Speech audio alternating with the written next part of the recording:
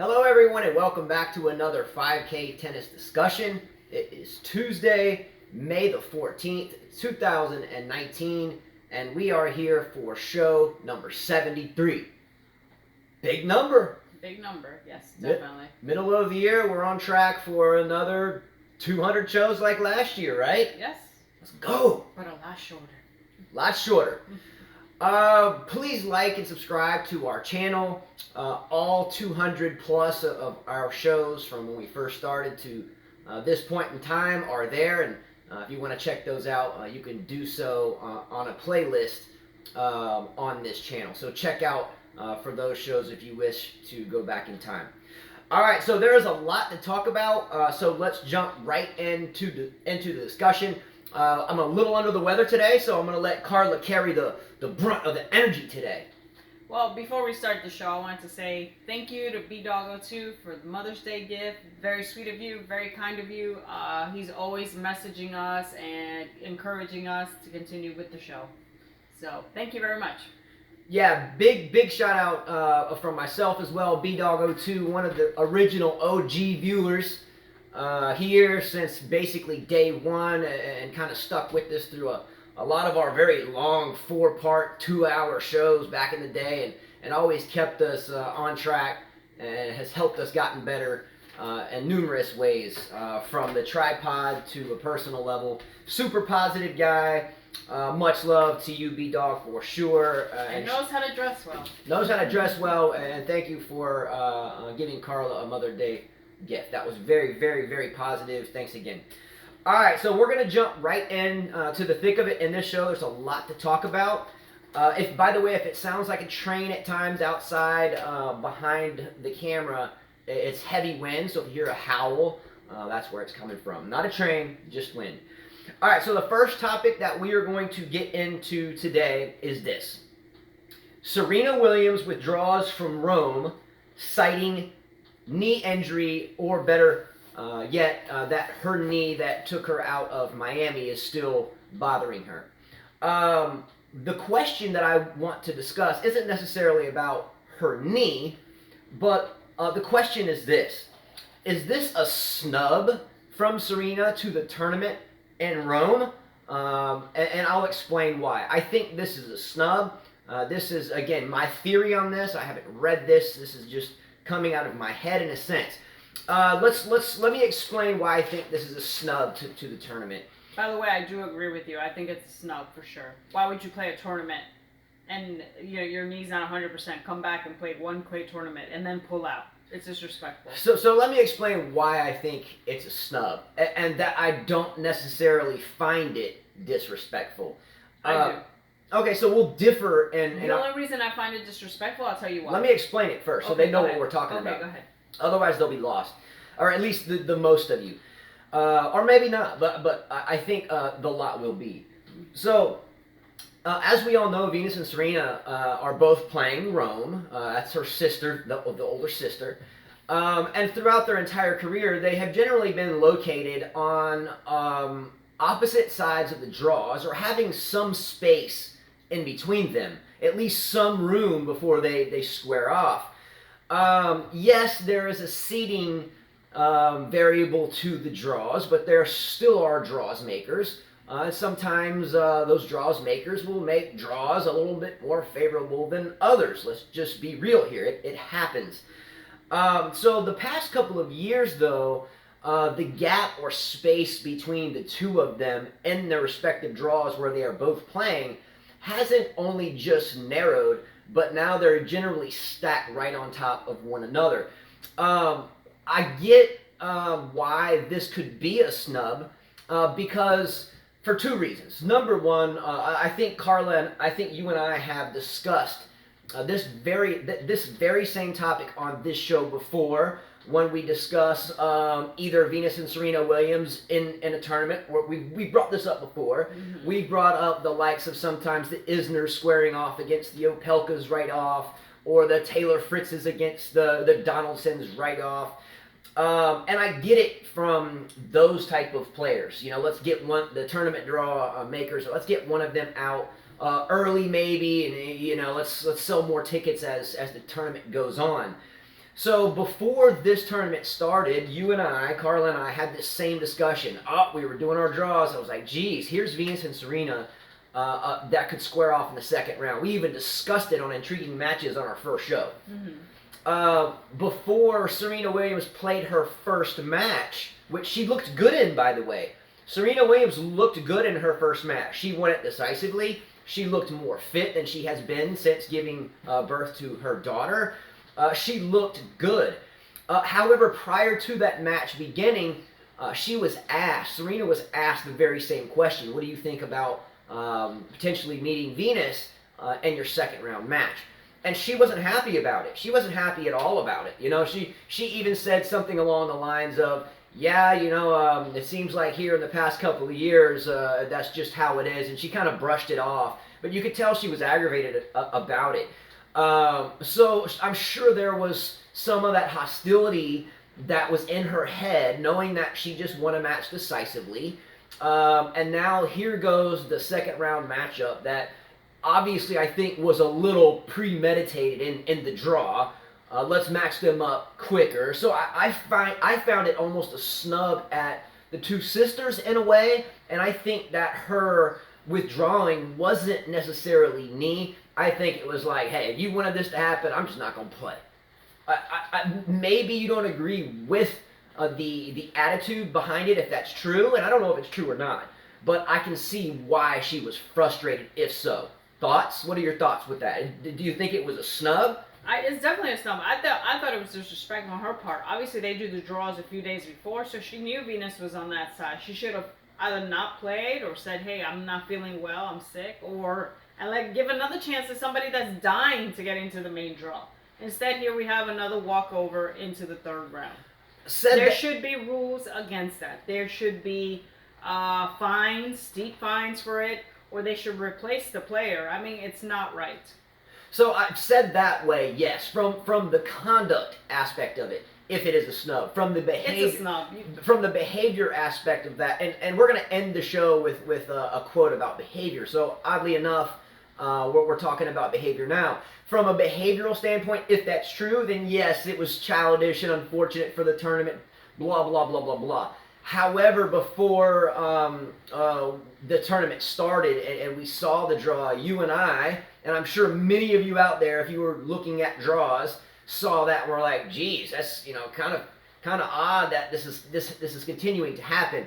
So I think there is... Her sister's ranked out of the top 100, so... Well, yes, I mean, I get that, but Venus has also won, 8 majors, 7 majors, 5 Wimbledons. You got a 5-time major... I mean, I don't know if she's ranked out of the top 100, but she's definitely not in the top 20. Yeah, but, I mean, let's just leave it at that. She's not a court player, so what made you... Well, she beat Elise Mertens in a tight match. She looked good. You would think if anybody would have withdrawn, you would have thought it would have been Venus, but it wasn't. But moving forward, I think no matter what the result of the withdrawal from this tournament is, that she will be extremely dangerous at the French Open, and she could very well hoist that 24th major right there. Yeah, I agree with you. Just saying. Yeah. All right. Moving on to topic number 2. This was a topic that actually one of our other original viewers out there and family friend, Rahesh, was discussing with us earlier today. And that is the list, or the growing list of players on the men's and women's sides who were once hot and now they're just not. So players that were once hot and now they're just not. They're just not. Mm-hmm. And some of these may be injury related or coming off injury and haven't been the same, stuff like that. So here's the list we came up with who was once hot and now is just not. All right? Number 1, this is in no particular order. Number 1, Grigor Dimitrov. Definitely. Okay. I don't even know why he's still playing tennis, honestly. Yeah. Now he's trying to get Boris Becker in his team. Come on. Yeah, I mean, look, I just want to throw out there a brief nugget for the millionth time with the Dimitrov coaching search. And this is not a nugget pertaining to the player. This is for any coach that wants to land that job. Don't let him call you coach, because ultimately you're going to get fired when he loses to. Didn't we Well, say he lost to Struff today. Yeah, I called that. Three sets. I called that on the Yeah. last show. I told you. I said I would bet money that Struff beats Dimitrov. Well, Agassi does not want to commit to traveling with him, so now he has Radek, or I don't know his first name, Stefanek. Radek Stefanek as his coach, but I've heard also that, or there are rumors that he's trying to get Boris Becker in his team. Okay, first and foremost, Boris Becker would take the job because he needs the money right now. First and foremost, what you just said about Agassi can't really commit to traveling. Okay, I call BS on that only because if the player is gonna put the coach in the limelight, let's say that a Federer halfway through his prime, right, was on tour halfway through his prime right now. Agassi being in the same position in his life, a place in Vegas with Steffi, and the 14-time major winner at that point in time said, "Hey Agassi, will you come coach me?" I guarantee you he'd be right there with coach tattooed on his forehead, and be traveling everywhere that Roger Federer went. Am I wrong on that? No, you're not. Okay, No, so don't tell me that Agassi just can't commit to traveling. Agassi doesn't want to give up his legacy of being a Hall of Fame tennis player only just to jump into, I'm now a head coach of a player, only to get burned when he loses again to someone like Jan-Leonard Struff. And Struff is no joke, by the way, but come on. Yeah. Okay, come on. So Grigor Dimitrov is on that list. Number 2, Sascha or Alexander Zverev, and he's young to be on that list. Poor Zverev. He lost today to Berrettini in 2 sets. You know, I never enjoy watching Zverev just because of his game. I thought he has no. It seems like he has no passion when he plays. He looks lost, can't volley. Ivan Lendl is his coach. I have a big feeling that Ivan Lendl will be pretty soon traveling, finding some other student. Zverev has just had a tough year, lost a lot of points. He was the finalist last year for the Italian Open, and he goes out on the first round. I mean, I don't know where. He won Madrid and lost this year also. I just don't know where he goes from this. I mean, he needs to, sit down, maybe with his family, and rethink a plan. Well, this very well said, all of which I agree with totally. And furthermore, what I think is the issue here is, if you look at Zverev when he first jumped on tour, okay, very talented, tall, thin, had a good game for a very young player, a big game for a very young player. But what happens as time goes on if we don't have multiple tools in our tactic arsenal toolbox? People begin to learn your game, and you have to be able to change out your tactics. Like, hey, I need a hammer. Wait a minute, all I have is a screwdriver. I can't nail that picture in the wall with this screwdriver.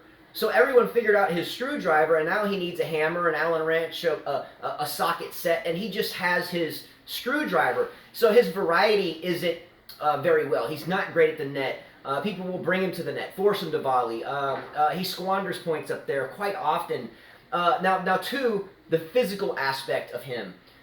When you are young, you are expected to be thin, and you're supposed to, though, however, develop. And I'm not saying, we've had this discussion before, I think it was even with Rahesh on another show, that no, we're not saying you have to be Hulk Hogan or be burly bodybuilder like Sakari, but it's good to put on some extra muscle mass in the legs, especially. Playing arm, you generally will see develop on its own just from swinging a racket so much. You'll generally see, if you're right-handed, the right side of the chest start to develop on its own from swinging the racket so much, and hopefully by just staying in the gym at least a good bit. Look at Federer, the thinnest thing on his left arm, but his right arm is big. His right pectoral muscle is much bigger, and he doesn't spend a lot of time in the gym. But you're expecting this to develop.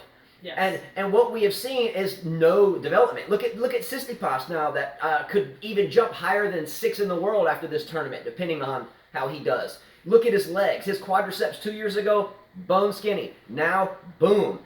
His playing arm used to be like a twig. And it's, again, we're not saying big, but you can tell he's manning up. You can tell he's getting stronger for sure. All right, so he's on that list. 3rd on the list, Daria Kasatkina, a player that I like a lot. Reminds me of Carla when she plays. Not a fall from grace, but man, I mean, she She did really well in the U.S. Open a couple of years ago. I think Australian and Wimbledon, I think. But she won her second match today, so good yeah, for so her. she won a second match, but she deserves to be on this list. Yes, agree. Number 4, up there with Grigor Dimitrov, would be Helena Ostapenko, who retired from a match today at a really odd time. She was down a set, and she was down 5-4. 5-4 in the second. She should have just smacked a couple balls on the ground and shook hands at the net, but she retired because of dizziness, I think, at 5-4 in the second set when she was like a few points away from losing. Anyway, I don't really get the retirement. Again, this is what I'm talking about. Players should not be allowed to retire like this or do walkovers. There should be a fine for that. And put the fine to go towards some good charity. I don't know. Something. Odd retirement there. She deserves to be on that list. Stan the man, Stanislaus Wawrinka, giving up a bagel today and then a 6-2 in the third after winning the first set 6-4. I watched this whole match. I got up really early and I sat down because I was excited. You know, I had picked Wawrinka to go a few rounds, not to go to the final, but he looked very sluggish after the second set. It looked like his shots had no effect against Goffin. I mean, the courts were very slow, by the way, because anytime he would hit a shot, Goffin had time to run, slide, hit the ball back. So slow. But yeah, he looked like he was out of it, almost like he did not want to be there today. I don't know if he's going to come back after his knee, because he also came back from knee surgery. I think. Yeah, he had I think 2 arthroscopic surgeries on the knee.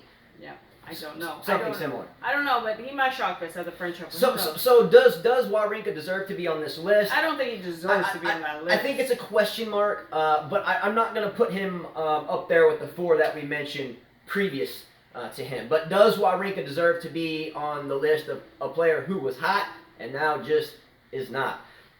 Number 6, Garbine Muguruza. Yes. She Okay. won Wimbledon and she won a French Open and she can't quite find her groove, I guess. You know, she did win a tournament in Mexico, but it was a small tournament. Azarenka actually retired in her match in the final. I'm not sure we'll ever see her come back. It just seems like her shots they don't hurt anybody.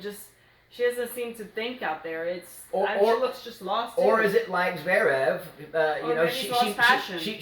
Or is it like Zverev in a sense? She jumps on the scene. I mean, she's been around a while, but she got hot, right? She got hot, won a couple of majors, did really well. But is it that maybe she just has a screwdriver and she doesn't have a lot of ability to change tactics and people figured it out and now she's just stuck with her screwdriver? She was once hot, but now she is not. I agree. That's a fact. I put this name in here. I really don't think the person was ever hot. I just think it took people a while to figure out. They just had to make the guy irritated, which doesn't take very much. And that's Nick Kyrgios. He got up to 13 in the world, I think. Now he's 34. He doesn't even try. I don't even want to waste any airtime really speaking about it because it's really kind of a pathetic thing to even buy into, much less discuss. But Nick Kyrgios, in my opinion, was once hot, and now he's just not. He's gotten old, in other words. I think his theatrics would catch people off guard at some point in time, and now he likes the negative attention. Yeah, and now people just, when they see just it, they're like today's okay. match, it was all negative. Yeah, I really mean, it was. That was kind of. It was a circus. Yeah. I felt like I was watching a circus again. All right, number 8, Aryna Sabalenka. Wow. Loses to Cornet today, goes down in the first round. Another tournament, she goes down first round. She was hot just a few months ago, and then all of a sudden, I don't know. She just doesn't seem like she can do well in singles. She won a few double titles, but I thought she was a singles player. Yeah, she's been doing really well in doubles. I mean, maybe she's going to end up being a double specialist. However, just a few months ago, actually, it was like the latter part of last year and the earliest part of this year when we started shows this year. I said it. Yes, I'm going to tell on myself. I said that I thought that Sabalenka had a better chance of winning a major than would Osaka winning her next one. So, I'm going to give myself a double thumbs down on that. But she was once hot, and now she is just not. Definitely. Last on the list that we have, and again, please. I have 2 more. Okay, so we'll speed it up. Last on my list, number 9, Jack Sock. Oh, I have him. Okay. Okay. Jack Sock, good. We were on the same brainwave on that one. Yeah, I wrote it down. All right, so Jack Sock.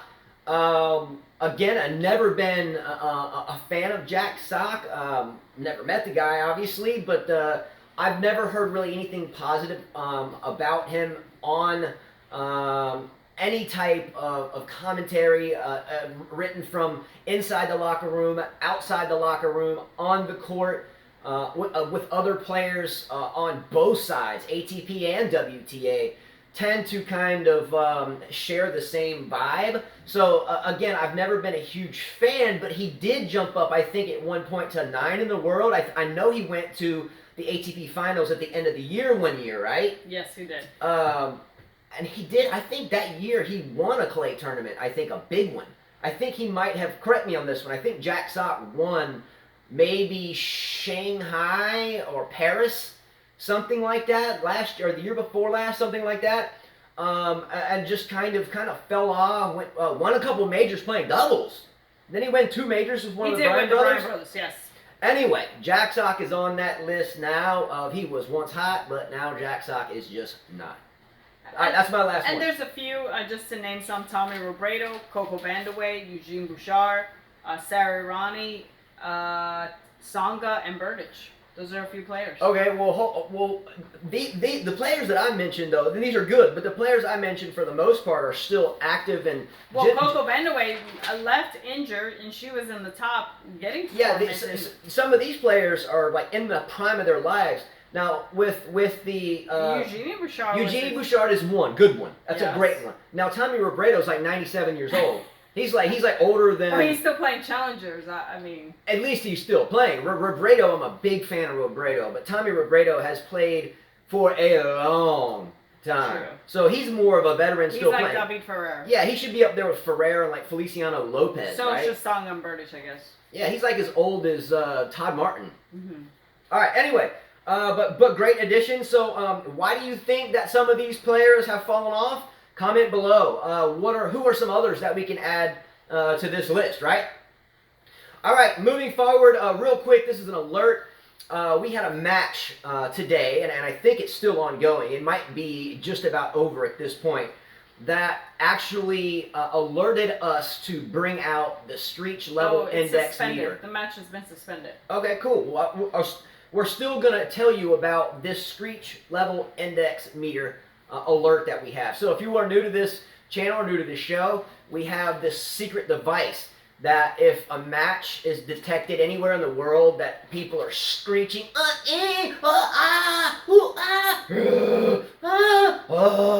when they're hitting, we get an alert on our cell phones, and it says Screech alert or grunt alert, grunt whatever. So we got that alert, and we were like, geez, we got to get the meter out and find this thing. So we got the meter out and stuck it out, and the big screen television came on, and here it was.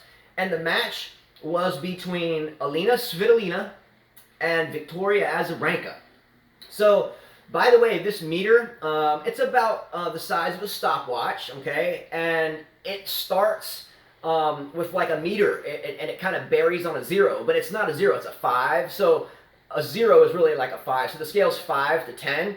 So, when we stick it onto our magical platform, the needle is always at 0. So when we start the process, the needle will go from a 5, which is nothing. 5.1, there's a little bit, ooh, ooh, ooh, ooh. If it goes to like a 7, it's like, Now if it gets up in the 8s and 9s, it's really gaining pitch and decibels. And this match scored out. I'm going to give you the results. It's quite detailed. Our magical meter scored this match at a 9.63487. Okay, in the first set, there was a rain delay, and I think you said that's why it was suspended. Yeah, it's 4-1 in the second. Extreme grunting. I mean, Azarenka sounds like a pig running down the street with a car chasing it. Something like that. And Svitolina would like hit it, and she would start grunting like mid-shot, and then keep grunting almost until the ball was about to squeal off of Azarenka's mouth. So it was like, and then it was, ball's traveling, she's still grunting, and then, I'm so glad the rain came because 3 of my windows were blown out. But I got a warranty package with the squeal meter, so they have to pay for the windows. Jeez. All right, that was a squeal-off, squeal-a-thon. And it went big. Oh. All right, Carla, let's jump into Rome. That is the Italian Open. Draws and results. And let's start with the women. How about that? All right, we had a few matches that played yesterday since we didn't do the show, and today. We had Dominika Savokova, who defeated Sasnovich and now will face Naomi Osaka. I think Osaka, in paper, should get through this. Savokova was not the player she used to be. She got married. She's not training as hard. Her tennis is not aggressive anymore, so Osaka will go through in 2 sets. I'm surprised that Savokova beat Sasnovich, who's a because I really had good clay Sasnovich. court player. Yeah. But the Belarus pair, Sasnovich and Sabalenka, I'm glad one of them is still doing good. I really thought Sasnovich would win this. I'm sure Osaka beat Savokova, though. Yes. Busarnescu defeated Yelena Ostapenko. As we mentioned earlier, Ostapenko retired in the match, 5-4 down serving, and will now face Julia Gorgas, who defeated Sue Shea. I give this one to Busarnescu. Gorgas has been having an off-clay season.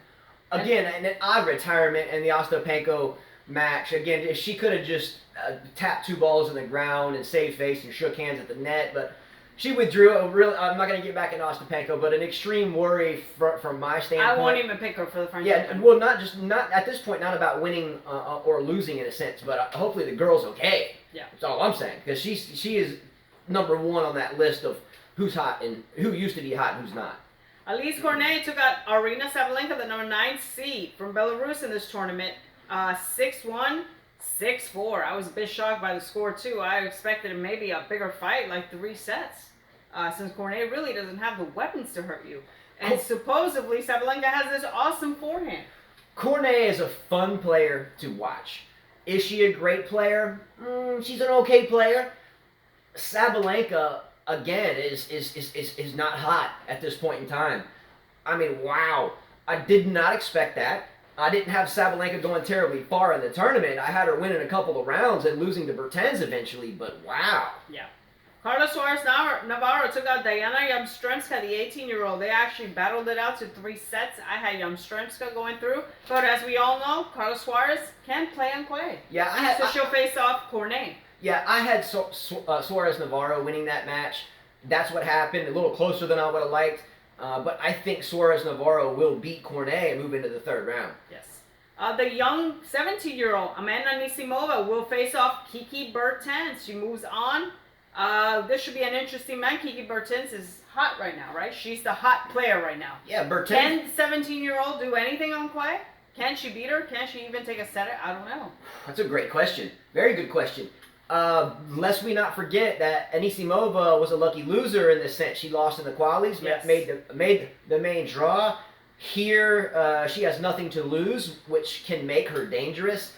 But I think Bertens will plow right through her, maybe 3-3. Simona Halep will face the 19-year-old Marketa Vondrousova, who took out Strykova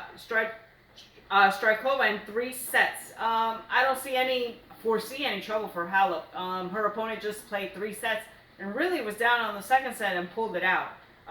Be a good practice match for Halep. Again, the only reason why Vondrousova would be a threat at all is just like Anisimova. She has nothing to lose. That makes her dangerous. True. Kasatkina moves on and will face off Sienakova, who took out the 15th seed Qiang Wang. So good match for Kasatkina and another shot to get through, get some confidence matches here. Big Kasatkina fan, always have been for personal reasons. Again, reminds me of Carla when they play. I think I've said that 1 trillion times. Sorry about that. It's true though. I'm really pulling for Kasatkina to win this match. I would love to see Kasatkina beat Halep. I would love to see Kasatkina win the tournament. Yeah. Why not? Serena Williams took out Peterson Rebecca and was supposed to face her sister Venus Williams, who took out Elise Mertens. Well, Venus moves on to the 3rd round as a walkover. Yeah, we discussed this already. We won't beat a dead horse. And we'll be waiting for either Sloane Stephens or Johanna Konta in the next round. Yeah, so it's unfortunate again that one of them is going to have to meet potentially Sloane Stephens so early as well. We talked about this in the last show. Within 3 rounds, you have a potential for Venus, Serena, Danielle Collins, Madison Keys, Sophia Kenin, and Sloane Stephens to face off. So again, we're not going to beat the dead horse on that one, but hey, let's see what happens. Svitolina and Azarenka are currently battling out. Match suspended, second set. Svitolina won the first set. Azarenka's up 4-1. Winner there faces either Muguruza or Collins. Collins won her match due to retirement. Wozniacki retired from another match. Lost the first set 7-6 and retired. Well, What's going on with Wozniacki? She's had a lot of back injuries, dealing with arthritis, I think. I thought about Wozniacki when I was doing a list of who's hot and who's not. We know that Wozniacki has been a veteran player. She finally got her major. She's been around a long, long time. That's why I didn't mention Tsonga, because they're aged players. And let's be real, Wozniacki isn't really built for clay, in my opinion. Right. So I wasn't really shocked at that. But she can grind it out. She can grind it out. But she just hasn't played much. But I don't know how much longer she's going to grind out the game, period, is what I'm saying. Madison Keys took out her cog and will face off the American Sophia Kenin. A good match. Here you have a young player against a player who had all the potential but has not reached it yet. Next match that we watched was Pliskova, who took out Tamla Janovic pretty easily in 2 sets, and she will face off whoever wins from Keys or Kenin. I watched that match in its entirety. That was a decent match. I don't think Pliskova played all that great. I didn't think she was moving very well. Just her opponent couldn't hurt her. At all. Yeah, she wasn't really threatened in the match. I think that there was, a lot of close games and so forth. But the better player won, but she still didn't play great. And by the way, Madison Keys, I hope does well. I was thinking about Wozniacki when you were mentioning Keys. I want Keys to do... Keys would be in that group too. Yeah, she should be in that group, but I hope she does well. She's a solid player. I think she's a prodigy of the Chris Evert camp, right? Yes. So I don't know what's going on there, and maybe that camp can help her get to where she needs to go. Ashley Barty pulled out a match against Kuzmova in 3 sets and will face off either Mladenovic, who took out Garcia, or Belinda Bencic, who took out the number 12 seed Sevastova. Bencic's been fighting. I think Bencic dropped the first set in that match. Yeah, she was down big time. And then steamrolled by. Is Bencic? Would you consider Bencic a slow starter, kind of like myself when I play? She's definitely a slow starter. She plays a lot of 3-setters. If we look at her matches, there's a lot of 3-setters. So that's a great question. Who are some habitual slow starters that once they get going, it's hard to slow them down? Monfils is one. I'm one. You're definitely if I lose a first set, I don't even think about it. It doesn't even bother me. I think Nadal's a slow starter. Nadal's a slow starter. However, as he's gotten older, it's tough for him to get the train going. But in matches 3 out of 5 sets, even if Nadal loses the first 2, I still wouldn't count him out winning the French at this point. But if he can't find the way to get over that slow start, get the engine going, and then boom, and then drive it home, then it's going to be a telltale sign of the end of Nadal's career, which I think may come soon. I do too. Anett Kontaveit will face off Sakkari, who took out Pavlyuchenkova, and Padimao Putintseva won and will face off Petra Kvitova tomorrow. So we have 2 potential nicknames. We have a nickname for Sakkari, El Robato, or back foot bicep back foot forehand, BBFF, and then we have Padimao Putintseva, and they're in the same little section here. So if by chance Sakkari could take out Kontaveit, which is not going to happen, Kontaveit will destroy her, and then if Padimao Putintseva could take out Kvitova, that could happen. It could happen. I don't think so. I wouldn't bet on that one like I would bet on Kontaveit to beat Sakkari, but if so, we could have a square off between El Robato, or back foot bicep forehand, and Padimao Putintseva. All right. The nicknames are funny. All right, moving forward, let's go to Novak Djokovic will go. face off Denis Shapovalov, who took out Carreno Busta. Djokovic will sail through this match. My guess, 6-3, 6-3. Shapovalov his game is not effective on clay. The one-handed backhand is going to suffer against Djokovic. I thought about putting Denis Shapovalov on the list about who's hot and who's not, but I remembered he's only like 12, 18, or something like that. But let's be real. His energy that he was bringing at the end of last year with the crowd and his long hair, it really got even the likes of Carla going. I would let his long hair grow out. Yeah, so it just seems like once he cut his hair, the kind of like that whole kind of vibe kind of quelled a little bit. He just became another player. So hopefully he doesn't, fast forward in time and lose traction. But I think he's too young to say he's not hot. Right. But I think last year, even a lot of the players on tour were like, oh, he's going to be the next top 3. But I haven't seen that jump yet. Not saying it's not coming. Tsitsipas has made the jump quicker than Zverev or any of the rest of them. The D minors, who are some more? Nori. Who are some more of those young guys? Kyrgios isn't young anymore. He's ancient at this point. You know what I mean? Yeah. Well, let's get on to the next match. Cole Schreiber will face off Marco Cecchinato, who pulled out. Quite an amazing match against Alex de Minaur. He was almost eliminated from this match. Should be an interesting match. Cecchinato had a good French Open last year. Let's see if he can actually make a big run here at the Italian Open. Yeah, I didn't get to see but maybe 10 minutes of this match, and that was D Minaur is no pushover. So good for him to fight through that and dig deep, hang in there, and pull it out. So good win. Yes. Nick Kyrgios took out Daniil Medvedev, the number 12 seed from Russia. I watched this match from the beginning to the end. Kyrgios started with a drop shot. What a surprise. No, it started with an underhand serve. Underhand serve. I'm sorry. And then it was drop shot, drop shot, drop shot, drop shot. In between the legs. To the point where Medvedev smashed his racket. Completely smashed it. The entire match was quite... Yeah. This was a match that we watched. Honestly, it was more to do the show, watching all the matches, and making a point to get some nuggets out of the match, but it wasn't good. He complained a lot about the court being wet, falling. I think Tiafoe had the same complaint today. I have to agree with them. The court is so slow. They did wet those courts a lot. Yeah, and this I think will favor Nadal. I think Nadal will win this tournament simply because of the super slow, treacherous, almost like the Kentucky Derby. You could hit like a clean winner. You could be like, pop, and then the player just slides. And the ball slows up a bit. So it's a considerable amount slower than Madrid was, and I think this will favor Nadal quite a bit. But the Kyrgios match, again, it was nothing more than a circus act, start to finish, and then we got the worst of it all on top of that, which is even worse than Kyrgios's buffoon antics. We can expect that is when Medvedev smashed his racket. I have zero tolerance for racket smashing. I think it's the worst of the worst. Even worse than the circus act of Kyrgios is the racket smash. So I give Medvedev the buffoon act even higher than Kyrgios with that. Casper Ruud will face off David Goffin, who took out Stan Wawrinka. He gave him a 6-0 in the second set and a 6-2. Ouch. And I'm sorry. Ruud faced Kyrgios, and Goffin actually faces Martin Del Potro. Yes. Watch out for Ruud to upset Kyrgios, because Ruud is quite good on clay, and he's been strong. It's possible, he's been strong this year, so I can promise you one thing: if Kyrgios pulls a buffoon act against a very tough Ruud, then I don't think Ruud will be anything more than just rude to you and beat you. So we'll see. And Del Potro against Goffin could be a good match. Could be. I think Goffin should win it simply because it's clay and Del Potro's playing doubles, and he needs to continue to get ready for hard court and grass. We saw this match. Sad for this guy. Berrettini took out Alexander Zverev.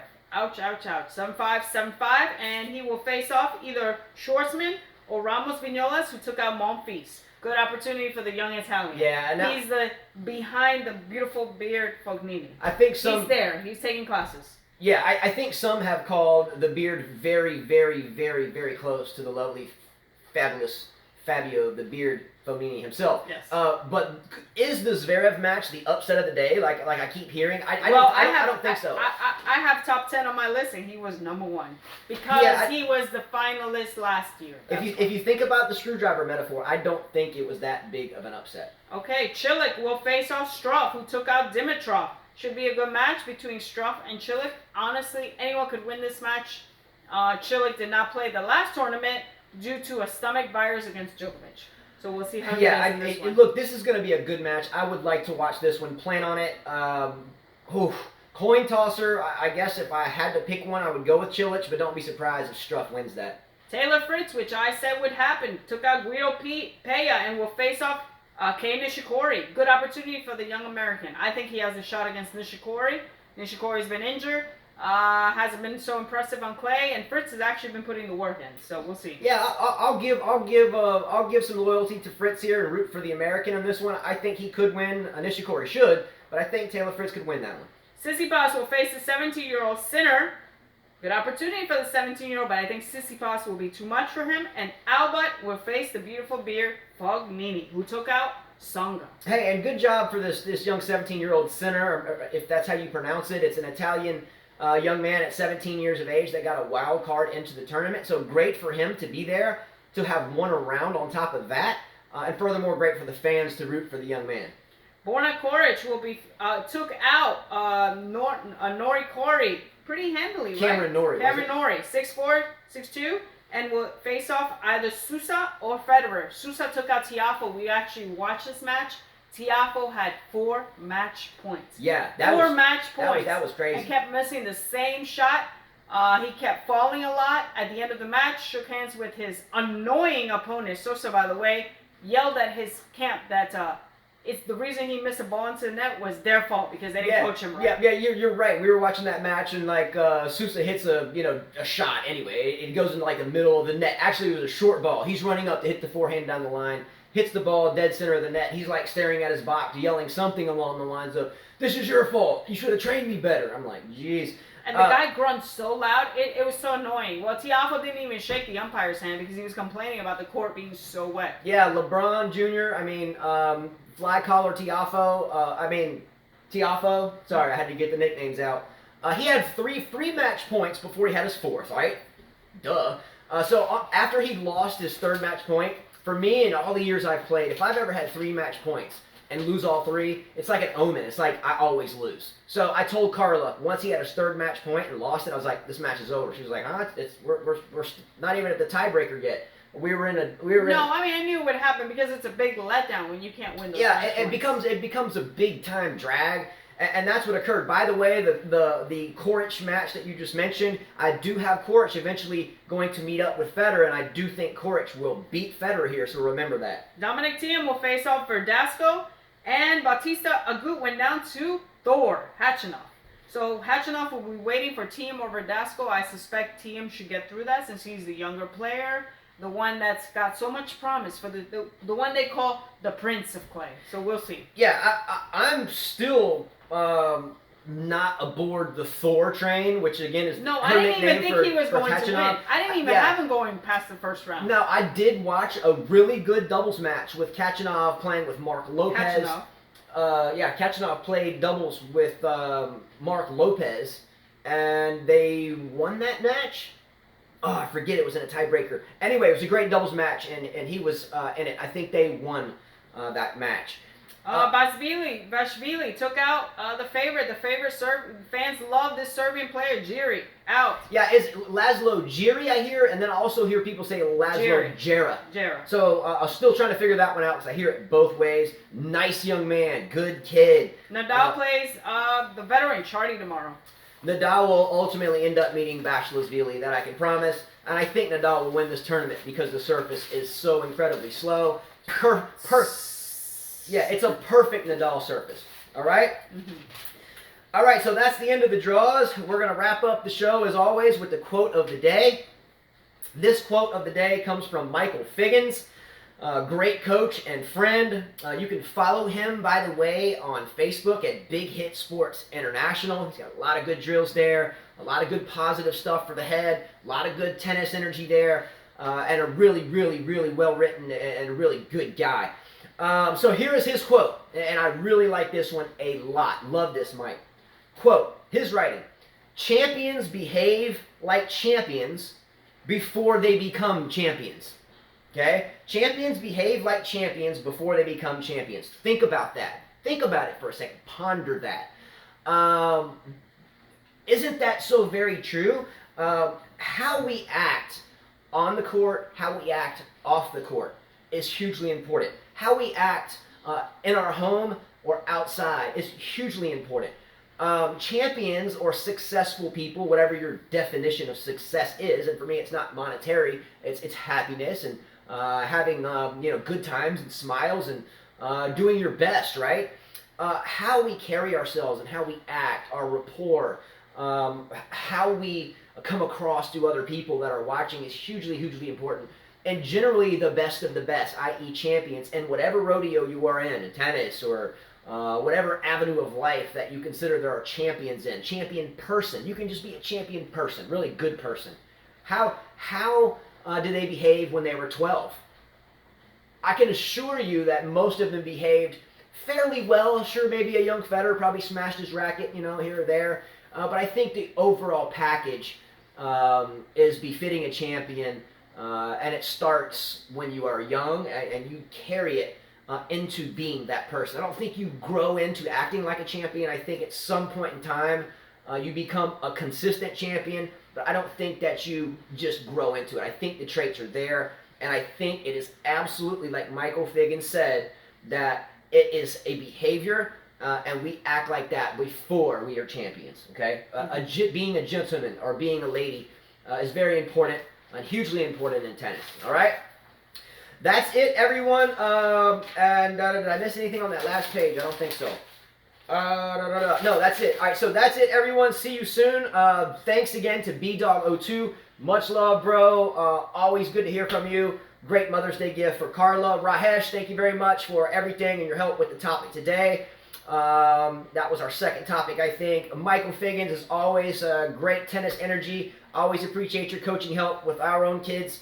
Again, follow Mike on Big Hit Sports International. It's worth it. Shout out to Ivor Savage, the president and CEO of YTEX Strings, who always looks out for us. And we are play testing now. Well, Carla and I will follow suit when my Hexagon X breaks. But we are play testing Pro Tour Blue, so look out for that play test coming up soon. Click like below. Please subscribe to our video. Share our videos. Stay positive. And as Carla always says, adios. Adios.